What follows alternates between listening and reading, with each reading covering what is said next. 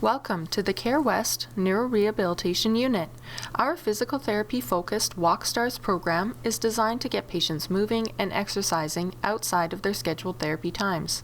It promotes continued mobilization and physical activity and prevents functional decline. It also helps prepare patients for discharge. This is our physiotherapy team at the Neuro-Rehabilitation program. Our physiotherapists do not work during the evenings or on weekends, but volunteers will always have a physio to communicate with via email or telephone. During your shift, you will have the support of nursing staff to answer any immediate questions about the patients. What is neurorehabilitation at the Fanning Center? The Neuro-Rehab program on 2 East is a publicly funded, inpatient, interdisciplinary program that provides therapy to neurologically impaired patients, primarily post-stroke. Our interdisciplinary team consists of a primary physician, physical therapist, occupational therapist, speech-language pathologist, recreation therapist, therapy assistants, social worker, registered dietitian, pharmacist, and nursing staff. Patients may be admitted less than 1 week post-stroke and stay on average of 6 weeks. Why is this program important? The Walk Stars program provides opportunity for patients to practice walking and/or strengthening exercises in a supportive environment. Therapy is not scheduled on evenings and weekends. However, more repetition and therapeutic activities are clinically shown to improve outcomes. The program builds active living habits to be continued after discharge, and it allows the transfer of skills into daily activities. On average, stroke survivors have increased fatigue, lower cardiovascular fitness, and very low daily step counts, sometimes less than 1,500 steps per day, compared to age-matched healthy adults. Stroke can impact physical function in many different ways. It can result in a weakness or paralysis on one side of the body, a change in muscle tone, such as low tone or flaccid muscles, or high tone, spastic muscles. It can result in balance impairment and an increased risk of falling, reduced coordination, increased fatigue and reduced endurance, and they may require short rest breaks throughout activity. Stroke can also result in pain. For example, some patients may experience hemiplegic shoulder pain, particularly if one arm is flaccid, and it results in a stretching of the soft tissues that support the shoulder joint. These patients may need to wear an arm sling to protect their shoulder and arm. Never pull on a patient's arm, strong or weak, as you could cause injury. Ensure their arm is supported on the tray or in a sling. Stroke can impact cognition. Some patients may experience decreased short-term memory, such as difficulty recalling specific events, people, plans, or procedures. They may have a reduced attention span and become more distractible or have an inability to divide their attention. This can affect their ability to complete tasks in an appropriate amount of time. They may have impaired orientation to person, place, or time. For example, they may have difficulty monitoring the time or date or following a schedule. They may have decreased problem solving, decreased insight, an inability to understand the impact of physical and/or cognitive impairments. For example, a patient may lack insight into the level of help they require to transfer a walk, and may believe they can walk normally when their leg is extremely weak.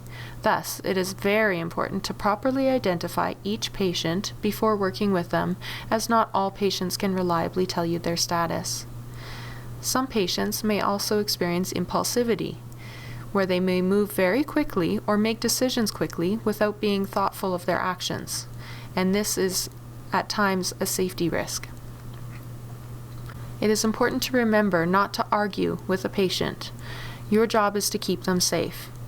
Give positive feedback about their effort and be encouraging. Stroke may impact a person's ability to speak or swallow. For example, patients may experience aphasia, which is an impaired ability to speak and/or understand language, and they may or may not be reliable in providing yes or no answers. Dysarthria is an impairment in motor function of the muscles used for speaking. and dysphagia is an impairment in the motor function of muscles used for swallowing. As a result, patients may be on a modified texture diet. Never give a patient food or water. Always ask a nurse for assistance. If a patient has a speech-language impairment, this will be indicated on their program. A stroke can impact a person's visual and spatial perception. You may notice an inattention or neglect to one side, more often the left side. The inattention may include their body, surrounding space, or their entire environment on that side. The walking program may specify which side to stay on, left or right, to ensure patient safety. Visual changes may include a loss of visual field, blurred vision, double vision, or sensitivity to light. These visual and perceptual changes can impact a patient's ability to navigate safely in their environment, such as avoiding obstacles or people, and their ability to route find, or their sense of direction. Before going outside with a patient, always ask if they have sunglasses or a hat they would like to wear to protect their eyes. Don't stand with a light behind you, such as a window or bright light, as this creates a lot of glare and blurs details. Always transition slowly from areas of darkness to bright or brightness to dark, as it may take longer for their eyes to adjust. Some patients may also be hard of hearing. They may require a device such as a pocket talker or a hearing aid to help them hear. It is important to speak clearly directly to the patient and lower your tone to help them understand. Don't raise your voice, or direct your communication to their good ear. Avoid talking behind the patient, as they may not hear you. If a patient is having trouble with their hearing device, ask a nurse for assistance. It is very important that before working with any patient, you properly identify them by checking their ID bracelet. This is for both your safety and the patient's safety. If you are unable to identify the patient, ask a nurse for assistance. Always introduce yourself and identify your role each visit, as a patient may not remember you week to week. Wear your volunteer name tag at each shift. There are many benefits to mobilization. All systems are affected by physical immobility, therefore all systems benefit from mobilization. It is especially important for improving breathing and preventing pneumonia, improving an ability to fight infections, preventing loss of muscle strength and tone, reducing dizziness and improving cardiac function and strength, preventing delirium, improving appetite, improving sleep, reducing joint pain, improving bone health and maintenance of range of motion, lowering fall risk, improving mood, improving the ability to manage at home, such as their independence and maintenance of activities of daily living, among other benefits. Each patient has a designated mobility status. Their status is assessed by the physical therapist, and they may specify a mobility aid and the recommended walking distance. Examples of mobility aids include walkers, either 2- or 4-wheeled, and canes, such as a straight cane or a 4-point cane. Some patients will require a wheelchair or no aid at all. Their mobility status will be recorded on the patient's individualized program located in the WalkStars binder and on the whiteboard of each patient's room. When a patient transfers from sitting to standing, they should first come to the edge of their chair, position their feet close to the chair beneath their bottom, place their hands on the armrests of the chair, lean forward while keeping their head up, and push up to stand. The patient should stand up completely before beginning to walk or grabbing hold of their mobility aid, such as a walker or cane. When a patient is preparing to sit down, they should first approach the chair, turn slowly, orienting their back towards the chair, and they should feel the chair with the back of their legs, reach back for the armrests, and then bend forward at the waist to lower into the chair. If using a walker, they should back up with it and let go before sitting. Patients should not pull up from a walker to stand. Walker safety. All 4-wheeled walkers have brakes on each handle that click down to lock. Brakes should be locked before a patient transitions from sit to stand, stand to sit, or to sit on the walker or standing in place. Four-wheeled walkers are not wheelchairs. Please do not push patients with them seated on the seat and do not allow them to propel around while seated. Avoid pushing or pulling on the walker to direct the patient, as this may cause them to lose their balance and fall. Patients who are listed as independent require no assistance, but they may still use a mobility aid for safety. Patients who are listed as supervision will not require any hands-on assistance, but they may require cueing for route finding, visual-spatial attention to one side, or applying their brakes on a walker. Safety. It is important to pay attention to how a person is mobilizing. If you notice a patient is not performing at the level indicated by their physiotherapist on the referral sheet, for example, they are showing excess fatigue or shortness of breath, complaining of dizziness or lightheadedness, showing loss of balance, complaining of increased weakness, or are displaying a change in their walking pattern, such as dragging a foot, or any other unusual signs, have the patient sit down as soon as possible, discontinue exercise, and notify a nurse immediately. Make sure you record any of these observations or changes in the comment section of their program. Always sign in at the reception desk on the main floor before beginning your shift. Make sure you wear your name tag and review the list of programs in the WalkStars volunteer binder located at the 2 East unit desk pictured in the slide. Always check with nursing about a patient's status before working with them, and remember to introduce yourself and your role each and every encounter. If you are leaving the unit with a patient, it is important to assign them out on our chalkboard. The chalkboard is located near the unit doors by the elevators. Remember to erase their name when you return. If you have been asked to walk a patient outdoors, the program will specify the general route and approximate distance the patient can manage safely. You may walk patients around the entire block of the Fanning Center, but you should never cross the street with a patient. You should take a cell phone with you if you're walking outside, and you may ask to borrow one at the front reception desk if you don't have one. You may also be asked to work with patients on strengthening exercise programs. The patient will have a copy of their exercise program, and a copy will be placed in the volunteer binder.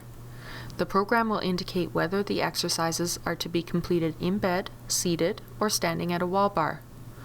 A wall bar is located on each pod. You may need to help patients apply ankle weights or TheraBand, the colored elastic, for resistance. You are not expected to transfer patients to or from their wheelchair. Always ask a nurse for assistance with setup if the program specifies the patient is to lie down. In the event a patient has a fall, do not try to catch them, as this may cause injury to yourself or the patient.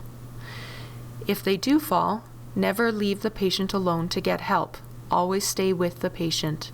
Ensure their head is supported if they're lying down, and ensure that they do not get up until the nursing staff arrives to assist. Do not help a patient to stand, as they may be injured and this may cause injury to yourself. Also, take note of how the patient has landed, if they hit their head, and if they have lost consciousness. Please stop now to save the unit phone number into your contacts.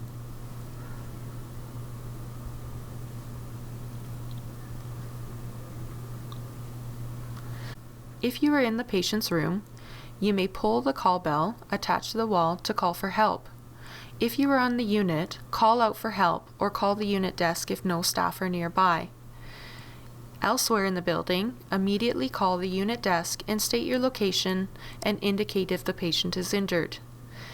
If you are outside of the building and it is a non-emergent incident, please call the unit. If there is a serious injury to the patient, call 911, followed by calling the unit for assistance.